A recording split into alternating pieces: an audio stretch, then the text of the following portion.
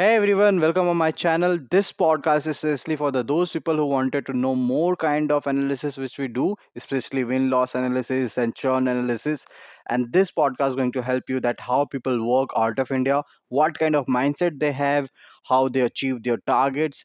If you're new on this channel, please do subscribe this channel. We post lots of SaaS content and we create content around SaaS sales. First of all, thank you, Jordan, for joining. Definitely, we would like to start with a win-loss analysis, which you talk about a lot. If you can a little bit explain and what it is. Yeah, absolutely. So to just kind of give the overall breakdown of what win-loss analysis, win-loss research is, it's essentially where we partner with a company who is either looking to increase their win rates from their sales department or increase lead generation through their marketing department, product marketing, or working with a even product department and helping them understand, backlog prioritization, product pipeline prioritization, any future features that might need to be reprioritized as well. And the way that we do that is by interviewing and surveying their customers. And so when it comes to this this space, you have a few different ways that you can do this and a few different focus areas. One of them would be win-loss research. Another one would be churn analysis. And then another one would be customer lifetime value study, which also basically includes churn. But that's basically the two sides of the coin here, right? Is win-loss and then churn. So the difference between those two primarily is win-loss is, like I said, focused to support sales, marketing, and product. Churn analysis would be more so to support customer success and help with retention, and also to, of course, reduce churn. And then a full customer lifetime value study would basically help to provide more insights into net revenue retention, total net revenue per customer, and how to better, increase the duration of the customer lifetime, and then also increase the total revenue of the customer. And whether that's done through increasing their satisfaction or helping them understand how to use the product better, or even helping them to with more feature support. Those are some of the ways that churn is differentiated from win-loss. But I just kind of wanted to throw that in there because I know you and I hadn't talked about the other side of the coin there too much of churn analysis, but essentially these two programs are very similar, almost the same in the ways that they operate. So back to win-loss. Again, the way we do this is by interviewing and surveying customers. So that would either be a prospect who has purchased the product and is now your customer, but that would be as of very recently. We want that data to be as recent as possible, and we're not going to really look at a customer that it was brought on a year ago when it comes to win-loss. For churn analysis, we might do something like that. But for win-loss specifically, we want that data usually within like the last 3 to 6 months. But even better, we want it as soon as it comes into the CRM. Now, what we do is we conduct a certain amount of interviews per quarter and per year. Typically, we start at about 48 interviews. So about one is coming in per week. And then we use surveys to either validate or invalidate hypotheses that we have discovered from the interview data. So we use a mix of qual and quant here to be able to better understand where the market's headed rather than where the market has been. So we want to stay ahead and look at data from a perspective which is forward looking rather than kind of a lagging indicator. So once we've extracted this data, we synthesize it visualize it, and then distribute it to relative departments. So, we have a few ways of doing this. We have a few consultants and designers in house that work together to um, best shape these programs. So, this is a very bespoke offering that we have here at Anthroware. And what I mean by that is, compared to most of our competitors, we are extremely custom and take a white glove approach to these engagements, right? So none of these programs are going to look the same from customer to customer.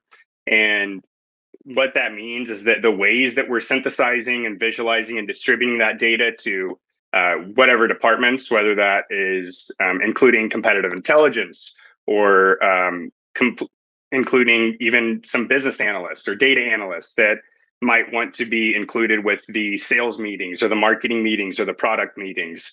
Um, it's different for every engagement, and it's because not every company, of course, operates the same. And then, of course, the business objectives that each company has, even in the same industries, are usually different as well. Right. And how you Um, benefit your clients with this kind of analysis? Yeah. So the way that we measure this, also similarly, that changes from partner to partner. So company to company, whoever we're working with, that depends on again what their business objectives are and how they want to measure their what their success criteria is.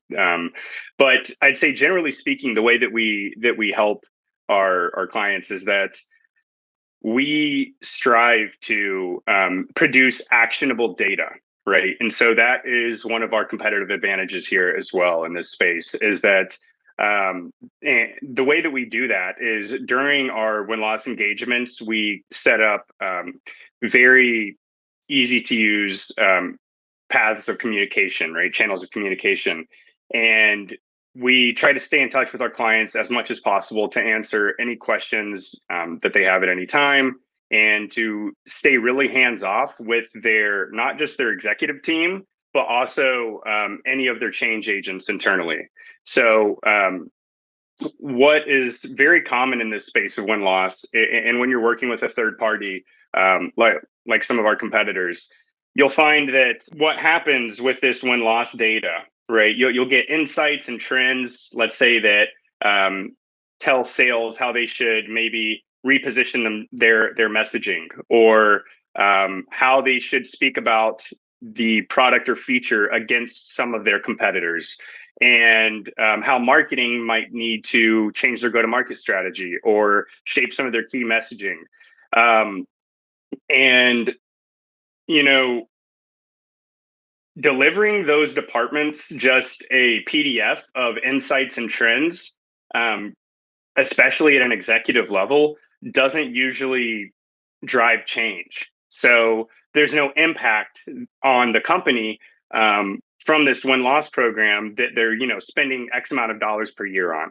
And so this is a gap that we found in the market here, and that we are not only are we already currently solving, but we are constantly seeking to improve how we solve this problem, which is driving action to impact with the data that is extracted from these programs. And so one of the ways that we do this is we spin up these programs first with with meeting with stakeholders and having stakeholder interviews. Through those stakeholder interviews, which is usually like the first week or two of these programs, sometimes longer, sometimes shorter, depending on the company's size and how many executives are involved here. But we interview them to understand their business objectives, how each of their teams and their departments wants to consume or prefers to consume data, who their change agents are within those departments, and we understand how we can best workshop with them on a regular basis to help them understand how to actually take action on the data that's coming from these programs, right? Because data is meaningless at the end of the day if your department doesn't know how to take action on it, or if they simply aren't involved at the level they need to be to, number one, receive the data, number two, consume the data how they prefer. So this workshopping element that we have available in our win-loss programs, we found to be extremely helpful. We actually, worked with SalesLoft last year and ran some win-loss analysis for them. And, it would, when we had our meetings with them, and especially our quarterly, executive summary meetings, we would be able to start driving very riveting conversation around the data and insights coming out of these programs. You have certain executives talking with each other and almost a healthy disagreement where it's like, oh, I saw this was happening, but where is this coming from? Why is it like this? And you really start to understand, how are we going to take this data and execute on it to achieve and meet the business objectives that we're trying to meet. And the way to do that is by including change agents.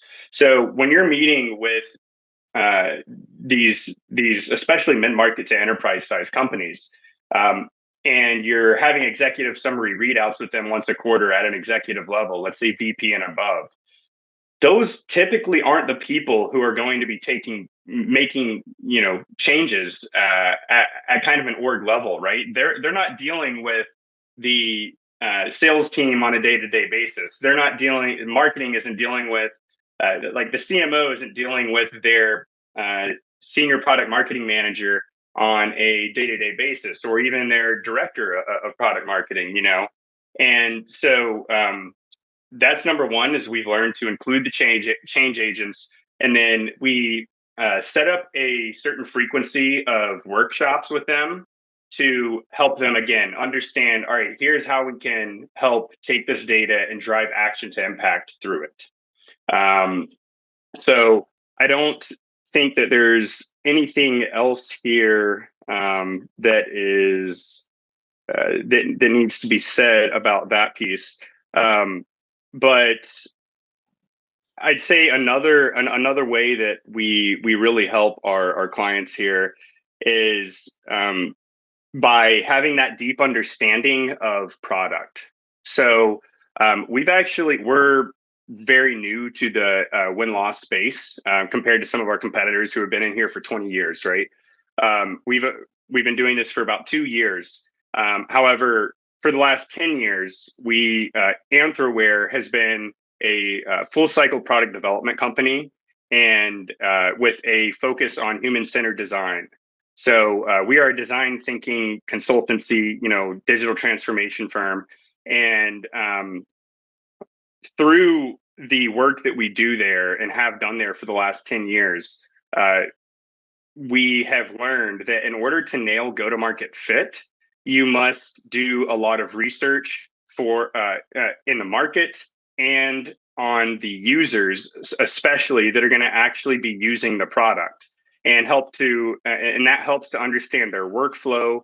It helps to again, just kind of nail go-to-market fit. What we also see in this space of win-loss is that a lot of the interviewers that are interviewing the pipeline, the CRM, and talking to either closed won or closed loss, again, prospects, they a lot of the times don't have the expertise to be able to ask very deep questions around the product specifically. So it's really hard to drive product pipeline prioritization or understand, where the market might be headed, because the interviewers aren't able to ask deep enough questions. And so the way that we've solved this problem is we decided to only deploy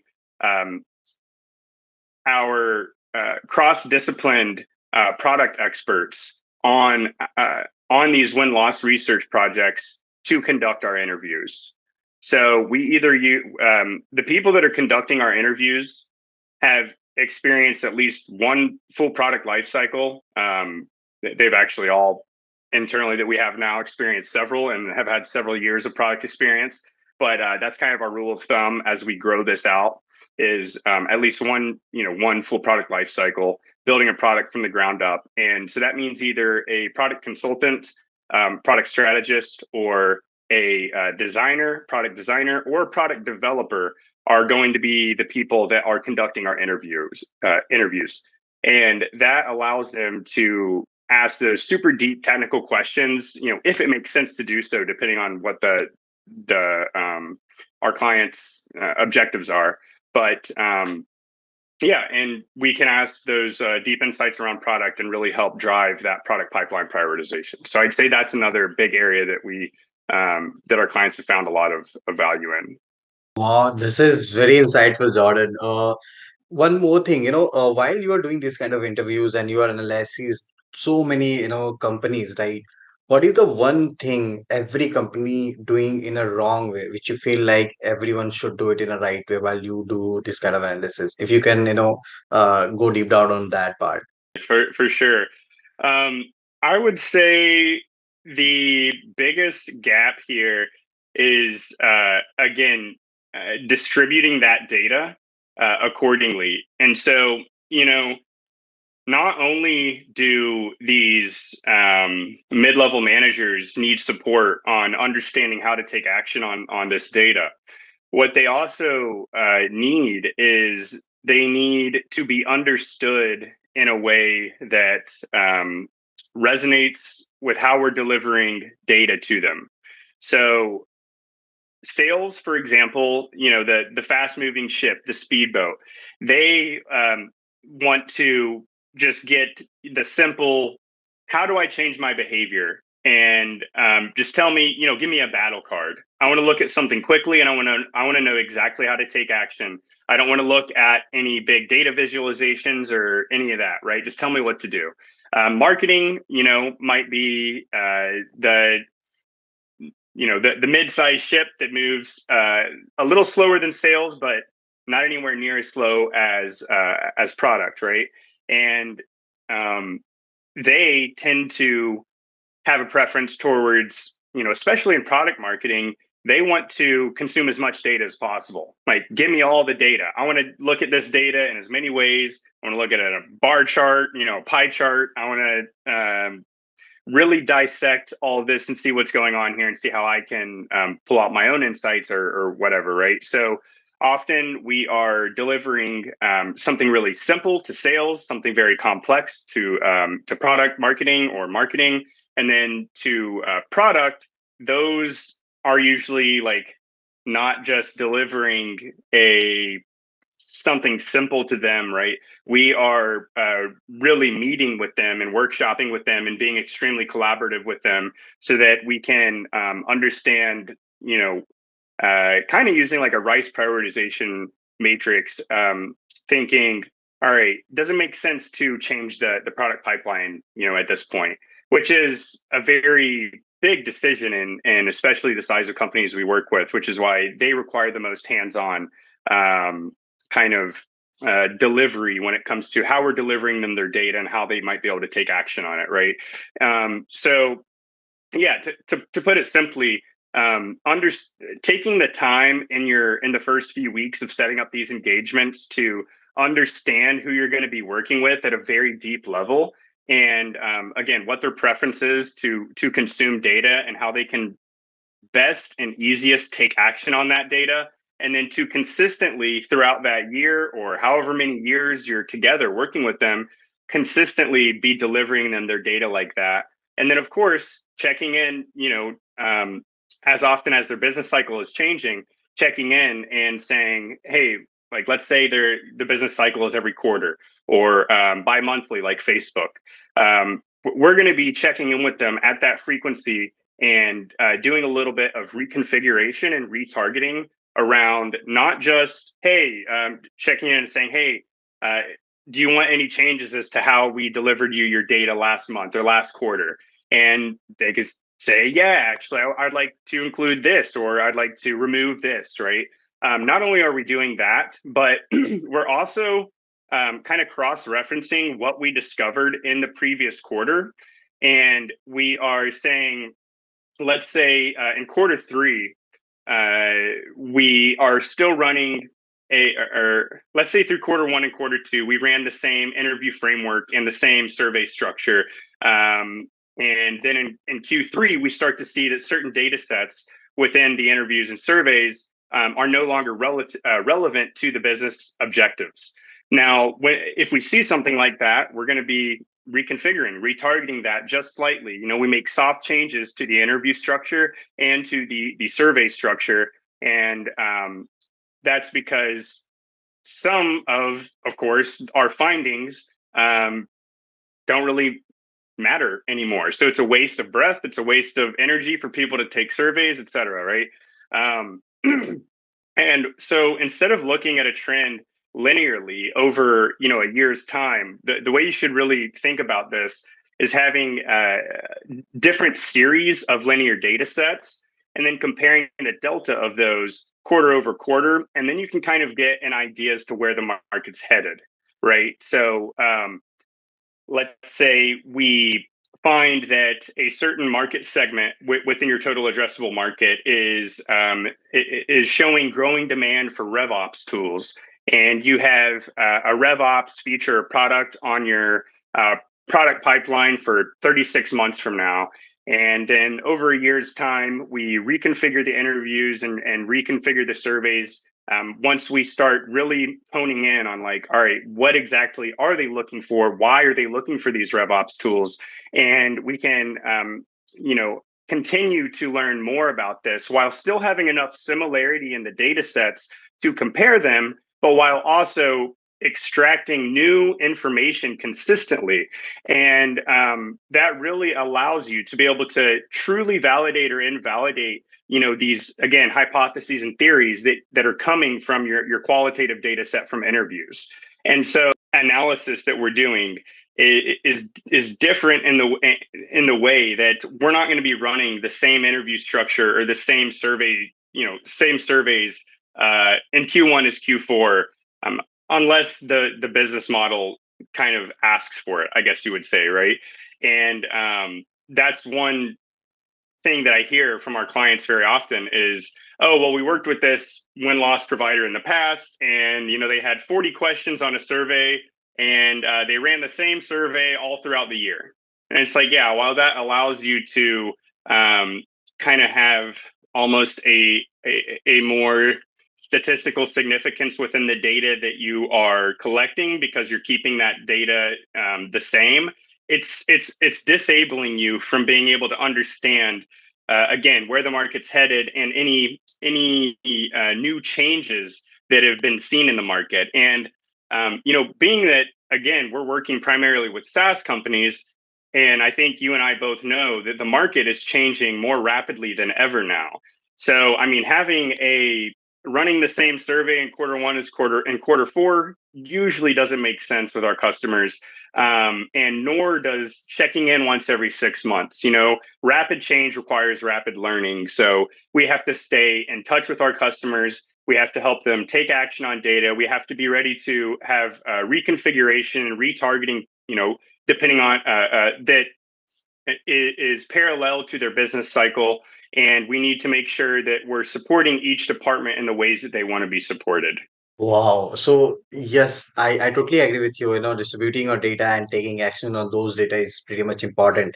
Jordan, you are working in sales from last 6 years, right? I would Mhm. like to know that how you move into sales, right? And if anyone wanted to join sales right now when the market is changing, everyone running behind SaaS, what would you suggest to those people who are going to jump into sales and they're trying to start career in sales? Yeah, for sure. So I actually studied computer science in college, and I decided I didn't want to go the route of development because I like to socialize with people, and I didn't want to sit behind a screen all day and code. And so I was actually in kind of the end of college. I was working for a car wash. Uh, kind of the end of college. I actually just graduated last year with my BS in computer science, but I had only had like 13 credits left to finish. So back to several years ago in my last semester, I worked at a car wash, and I did sales at the cash register there. And then my dad also has been in pharmaceutical sales his whole life. And I said, you know what, I might be good at this, and I could talk to my dad about some of this sales stuff. And I decided to get my first job with Xerox out in Arizona doing sales. And kind of from there, it just spiraled, and I began to love it.